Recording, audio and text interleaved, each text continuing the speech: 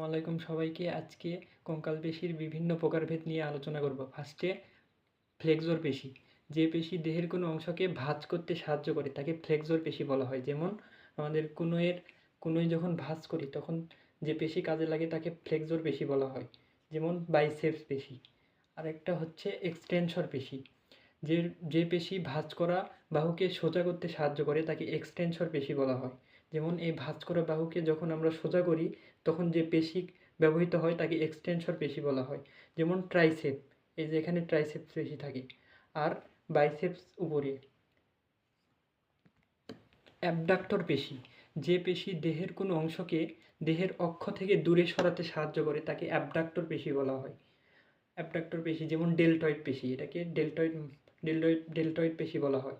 আবার অ্যাডাক্টর পেশি, যে পেশি দেহের কোনো অংশকে দেহের অক্ষ বরাবর আনতে সাহায্য করে। যেমন এই দূরে সরানো অংশকে দেহের অক্ষ বরাবর আনতে যে পেশি ব্যবহৃত হয় তাকে অ্যাডাক্টর পেশি বলা হয়।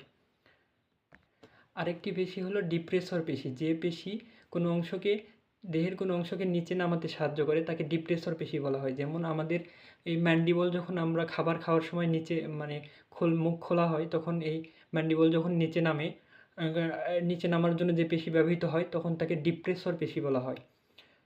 আবার আরেকটি পেশি আছে লিভেটর পেশি। যে পেশি দেহের কোনো অংশকে উপরের দিকে তুলতে সাহায্য করে তাকে লিভেটর পেশি বলা হয়।